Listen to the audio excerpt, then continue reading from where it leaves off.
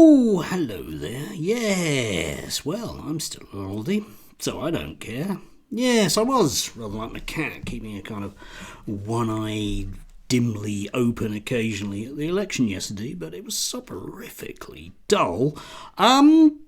The only vaguely interesting thing was to see Nigel Farage getting such a free ride, as he does from the media, despite the fact of being his usual kind of nasty, ooh, let's just pretend that I'm not a racist, but giving it loads of nods to those of people who are likely to vote the right way. Odd that somebody who flatly refuses to take part in the British election is taking part in the British election. Yes, but such is the nature of the British media. There are certain people who are just too lovely to be commented on properly. Talking of which, we had a recent post from J.K. Rowling, which was one of those sort of things that make you think, yeah, that doesn't sound right to me. But, that's just me being wrong, isn't it? So let's read this. Caused a bit of kerfuffle at the time, I think for blindingly obvious reasons. Men who support women's right to things that also benefit men, abortion, contraception, sex work, but dismiss as trivial nonsense issues that benefit only women, women's only spaces, lesbian dating sites, maternal health, women's sports, are telling you clearly who they are. Okay then, it's just, you see, growing up at the time that I did, I'm dimly aware of the sort of second wave of feminism, as indeed the third wave of feminism, which is where J.K. Rowling, Julie Brindle, Helen et al. Got their politics from. Abortion, contraception and sex work very much are women's issues, and they are very quintessentially feminist issues, yes? And as such are vitally important to women and probably to men at the same time. I don't think women would want to give up any of those things. I'm not talking about the sex work, I mean that as an issue. It's been a feminist issue for a very long period of time. However, the notion of women-only spaces, lesbian dating sites and women's sport, to a certain extent, I'm afraid is further down the list. I do have to say that. It's not really up there. Yeah, but, J.K. Rowling doesn't really care anymore about notions of feminism. It doesn't really matter. That isn't the issue anymore. The issue is to have a go at trans people, which she's very effective at because she will get a free ride in the British media. The reason she gets a free ride is because she can sue the posterior of anyone that wants to write anything nasty about her. And in that time-honoured tradition, the British press won't touch her at all.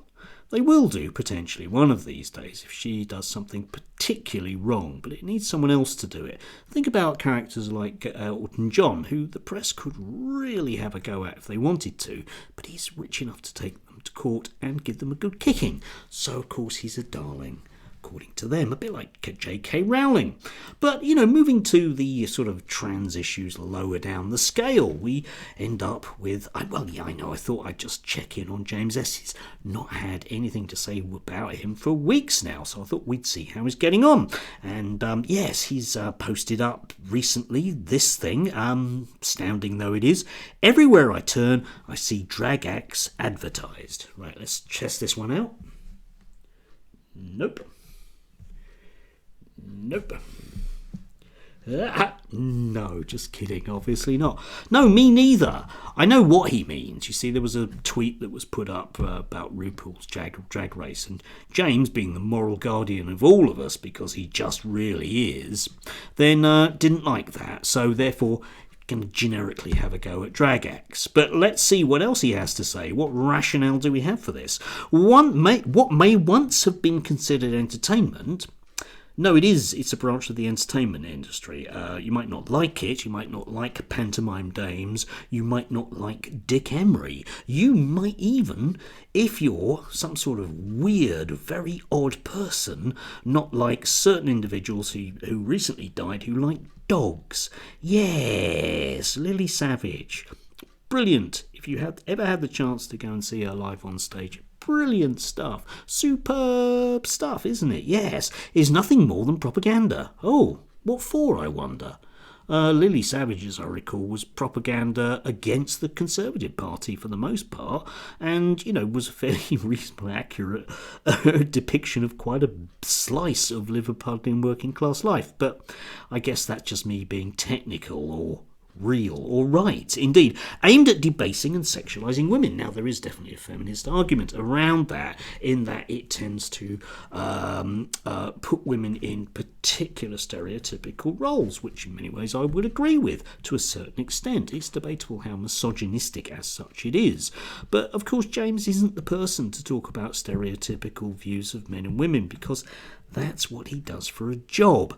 And even encouraging bodily mutilation, which is where we go back to the RuPaul's Drag Race thing. Okay, that's really what he's after, but he's managing not to actually say that.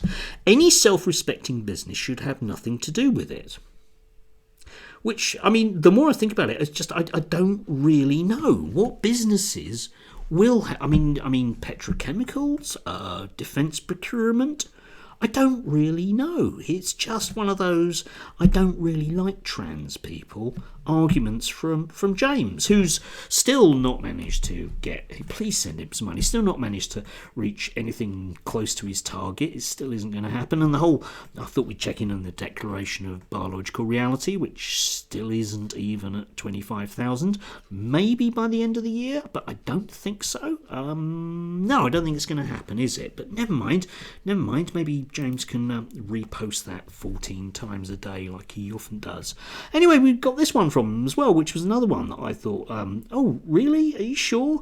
Anyway, a badge given to children by a charity, in inverted commas, and the badge says, "You're trans. I love that for you. I love that for you.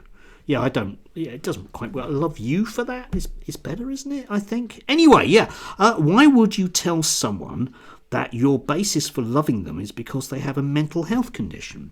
Well, I can think of loads of reasons why that. It wouldn't be per se about that, but you can understand how positive regard would help, James. I mean, obviously not, because you got kicked off the therapist course. But you can understand if a small child, oh no, you were problems with childline, weren't there? Yeah, but I can see how that's it.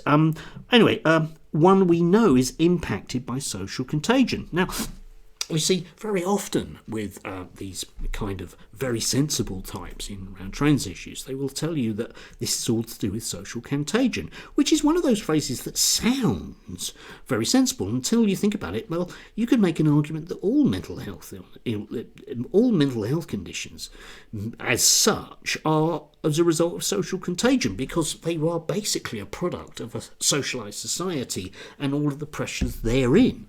So, don't really know what he's talking about there, other than he's found a badge and he doesn't like it, and that moral guardian thing. See how that works? Yes.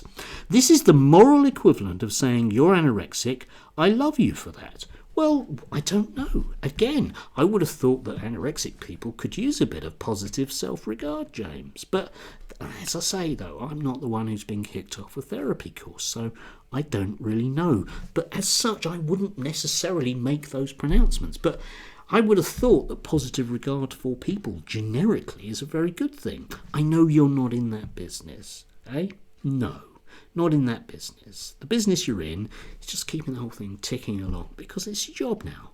I get that.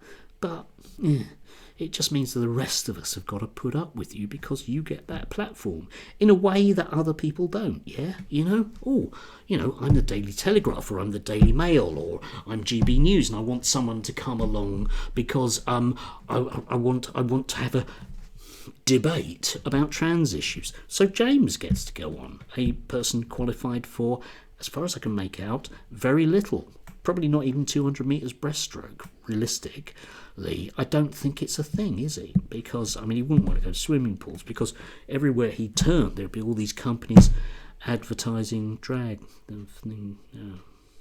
No, me neither.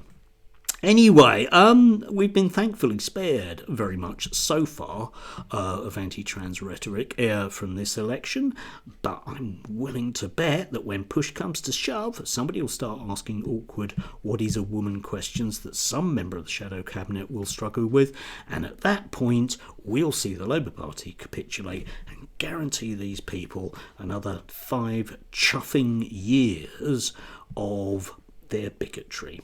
And I personally don't really want any of that. I have to put up with Nigel Farage. I don't want the rest of them piling in as well. It's very nasty, yeah?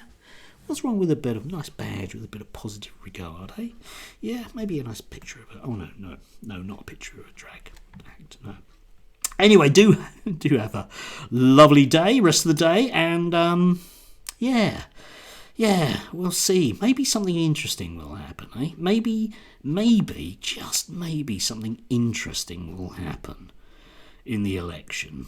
But I'm not holding my breath. Do take care.